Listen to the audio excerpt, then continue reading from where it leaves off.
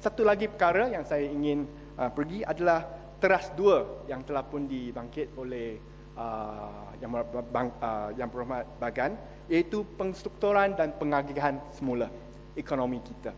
Okay?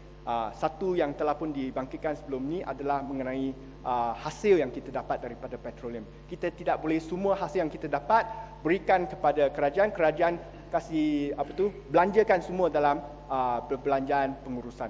Kita perlu hadkan berapa banyak kita belanjakan dalam perbelanjaan pengurusan, berapa banyak kita perlu jimatkan dan berapa banyak kita gunakan untuk kepentingan rakyat. Okay? So itu kita perlu hadkan dan itu telah pun disebut oleh Bagan dan saya tidak akan ulangi.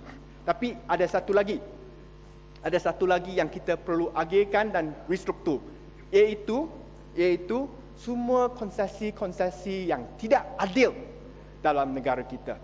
Saya tak dengar sepatah perkataan pun mengenai satu isu yang terpenting, terutamanya bagi penduduk-penduduk bandar, tetapi yang melingkungi semua rakyat Malaysia adalah konsesi lebuh raya tol.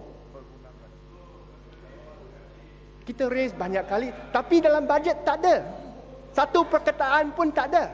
Okey, bila Yang Amat Berhormat Perdana Menteri menjadi itulah namanya lagu lama. Lagu lama sebab lagu tidak diselesaikan. Itu lagu Ibu Timur. So, Yang Amat Berhormat Perdana Menteri pun ada kata, kita perlu selesaikan masalah tol. Dan beliau berkata, EPU akan bertindak. Masa tu saya ingat, masa bulan April. Dia kata EPU akan mengambil masa 3 bulan untuk mengumumkan sistem yang baru, plan yang baru.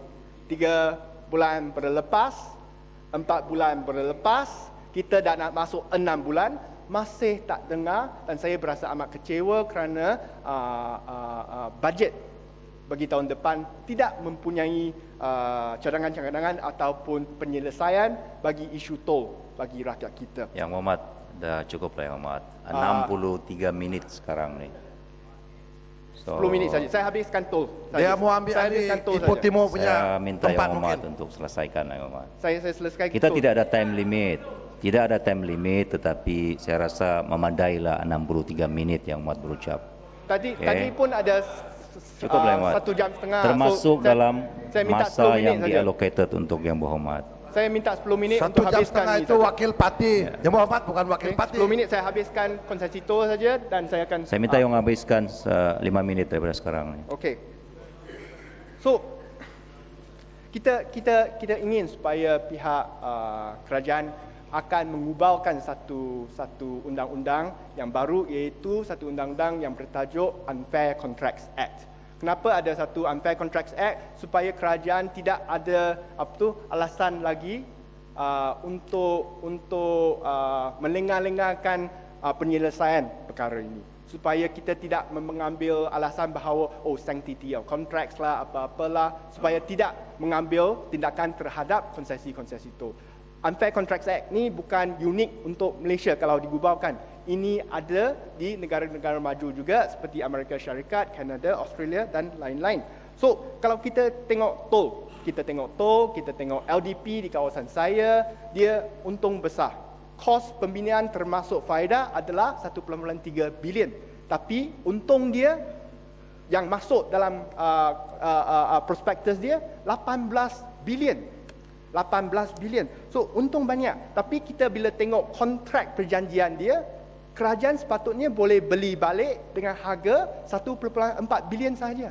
Tak payah bayar pampasan lagi. 1.4 bilion. Dan kalau kita ikut pengiraan, kita teruskan tol saja, kurangkan daripada 1.60, kurang kepada RM1, kita kutip 10 tahun saja. Selepas tu, jalan tu telah jadi bebas tol. Tidak payah bertol lagi. So, kenapa kerajaan tidak mengambil tindakan begitu yang akan menjimatkan kerajaan kerana tidak payah membayar pampasan lagi, dan juga menjimatkan rakyat supaya rakyat mempunyai disposable income yang lebih tinggi. Dan yang kedua, bagi yang terakhir, bagi tol lebuh raya Utara Selatan, itu pun sama. Itu tak payah pakai Unfair Contracts Act sebab kerajaan melalui khazanah telah memiliki 63% daripada konsesi tersebut. So kita hanya perlu membeli balik 37%.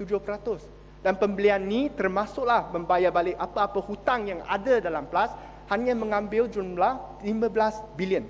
15 bilion saja. Dan 15 bilion ini sebenarnya tidak payah dikeluarkan oleh kerajaan. So ini off budget item. Kenapa off budget item? Sebab kalau tol masa sekarang dikekalkan dengan masa 7 tahun, untung daripada 7 tahun tu sudah cukup untuk membayar balik 15 bilion tersebut. So pada pokoknya selepas 7 tahun, tol ini boleh bebas tol. Lebuh Raya Utara Selatan boleh bebas tol, dan selepas tu kalau nak kutip tol lagi, tol boleh digunakan untuk penyelenggaraan ataupun diagihkan kepada satu dana pengangkutan awam supaya sistem pengangkutan awam kita dapat disempurnakan.